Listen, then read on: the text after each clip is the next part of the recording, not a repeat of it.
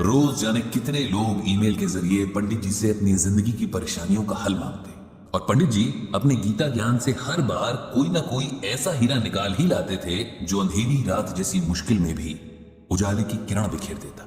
लेकिन कई बार दूर के लोगों को समझाना आसान होता है, अपने आसपास के लोगों को बिल्कुल नहीं, क्योंकि तब आप भी उनके दुख में दुखी होते हैं और तब उनके साथ आपको खुद को भी समझना होता है, जो कि दुनिया का सबसे मुश्किल काम है। पंडित जी भी कल रात से ऐसे ही एक डिलेमा में फंसे। उनके बहुत खास दोस्त रविकांत दुख की नदी में डूब रहे हैं और पंडित जी को समझ नहीं आ रहा है कि कैसे अपने दोस्त को डूबने से बचाएं। क्या कहें ऐसा कि उनके मन को हिम्मत मिले। कहने जाते भी हैं तो अपना ही गला रुआंसा हो जाता है। रह रह कर बस पुराने वक्त की यादें आंखों के आगे आ जाती हैं, यादें जिनमें वे खुद हैं, उनकी पत्नी है रविकांत है और रविकांत की पत्नी रश्मि है, जो कल अचानक से उनके दोस्त को अलविदा कहकर अनंत की यात्रा पर निकल गई हैं और पीछे छोड़ गई हैं उनके दोस्त को, जिसके बारे में तमाम मित्र मंडली मजाक बनाती थी कि वो तो किसी के सपने में भी बिना रश्मि के नहीं जाता। रश्मि और रविकांत की कहानी याद करके पंडित जी बार बार भावुक हो जाते हैं। कुछ 40 बरस पहले नई नई शादी करके ये दोनों इस मोहल्ले में किराए का मकान लेकर रहने आए थे। दोनों ही बैंक में काम करते थे और कुछ काम की व्यस्तता तो कुछ नए होने के संकोच के कारण मोहल्ले के कम ही लोगों से उनकी जान पहचान हो पाई थी। पंडित जी के दोनों बेटे तब बहुत छोटे थे और रविकांत से पहले उनकी दोस्ती उन दोनों से हुई थी। शायद इसका कारण रविकांत का बच्चों से बहुत प्रेम करना रहा। धीरे धीरे बच्चों की ये दोस्ती उनके माँ बाप तक पहुंची और ये चारों भी आपस में बहुत अच्छे दोस्त बन गए। ईश्वर के खेल भी अजब निराले हैं। जिस रविकांत को बच्चों से अथाह प्रेम था, उसी को औलाद के सुख से वंचित रखा। पंडित जी की पत्नी के साथ रश्मि ने जाने कितने डॉक्टर्स के चक्कर लगाए, कितने मंदिरों में माथा टेका, जाने कितने दिन भूखे रहकर व्रत उपवास किए, लेकिन औलाद भाग्य में नहीं थी, सो नहीं मिली।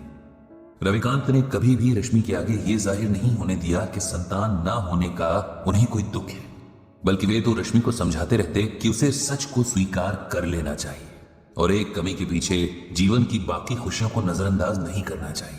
हालांकि रश्मि को यह मलाल सदा रहा कि वो मां नहीं बन सकी और वो हमेशा अपनी ममता पंडित जी के दोनों बेटों पर लुटाती रही। समय के साथ दोनों परिवारों की दोस्ती और मजबूत होती गई और हर सुख दुख एक दूसरे के सहारे आराम से निभता रहा। उन दोनों में अलग तरह का प्रेम और समर्पण भाव था।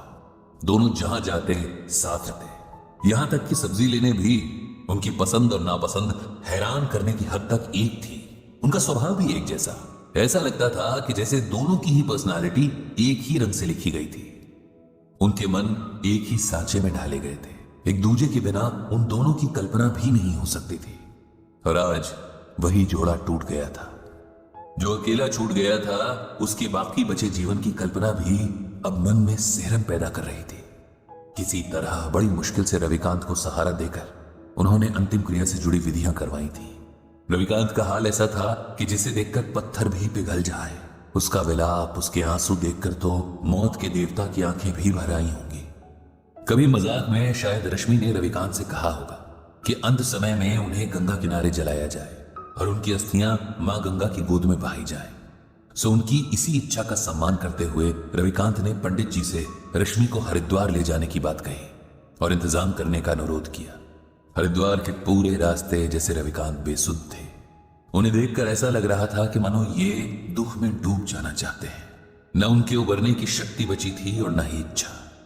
रविकांत को कुछ होश नहीं था कि कब लोगों ने जबरदस्ती उनसे अंतिम क्रिया की रस्में करवाई और कब उन्होंने किसी और के सहारे से खड़े होकर रश्मि को अंतिम विदा देकर अग्नि के हवाले कर दिया।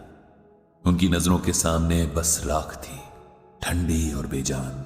इधर अंतिम संस्कार के साथ आए लोगों के लिए पंडित जी ने नाश्ते का इंतजाम करवा दिया था। सब उधर बिजी थे और रविकांत अकेले एक बेंच पर बैठे जाने दुख के कितने गहरे समंदर में डूबे जा रहे थे। दूर खड़े पंडित जी ये सब देख रहे थे। उन्होंने तय किया कि उन्हें रविकांत को इस सदमे से बाहर लाना ही होगा, उन्हें सच को स्वीकार करने का हौसला देना ही होगा, क्योंकि अगर यह अभी न हुआ तो कभी नहीं हो सकेगा। रविकांत के पास जाकर उन्होंने धीरे से उसके कंधे पर हाथ रखा और ऊंची आवाज में भगवत गीता का ये श्लोक पढ़ा। नैनम छिंदन्ति शस्त्राणि नैनम दहति पावकः न चैनम क्लेदयन्त्यापो न शोष्यति मारुतः। जानते हो रविकांत, इस श्लोक का अर्थ क्या है? श्लोक का अर्थ है, आत्मा को ना औजार काट सकते हैं, ना आग उसे जला सकती है, न पानी उसे भिगो सकता है, न हवा उसे सुखा सकती है।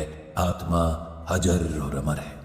यह श्लोक श्रीमद् भागवत के दूसरे अध्याय में है, उसी गीता में जो स्वयं भगवान श्री कृष्ण के श्रीमुख से अमृत बनकर बरसी और जिसकी ज्ञान गंगा में भीगने वाला हर मन मोक्ष पा लेता है। रविकांत का ध्यान आज सुनी हुई सारी बातों में बस इसी बात ने थोड़ा सा उसकी ओर खींचा। उन्होंने पंडित जी से पूछा कि उनके सुनाए श्लोक का यहां क्या मतलब है, क्या संबंध है? क्योंकि तुम शरीर और आत्मा का फर्क भूल रहे हो मेरे दोस्त। अपनी प्रिय पत्नी के शोक में तुम इस सच को अनदेखा कर रहे हो कि उसका सिर्फ शरीर नष्ट हुआ है, उसे चलाने वाली आत्मा नहीं, क्योंकि आत्मा तो अजर अमर है। एक शरीर से दूसरे शरीर की यात्रा करती है, एक जन्म से दूसरे जन्म का फेरा लगाती है। जो मिटा वो मिट्टी थी, जो जीवन शक्ति थी वो अब भी वही है, किसी और मिट्टी में जान फूंकने चली गई है। उसके लिए शोक करना बेकार है, ये उस आत्मा का अपमान भी है। उसे सम्मान के साथ विदा करना ही समझदारी है।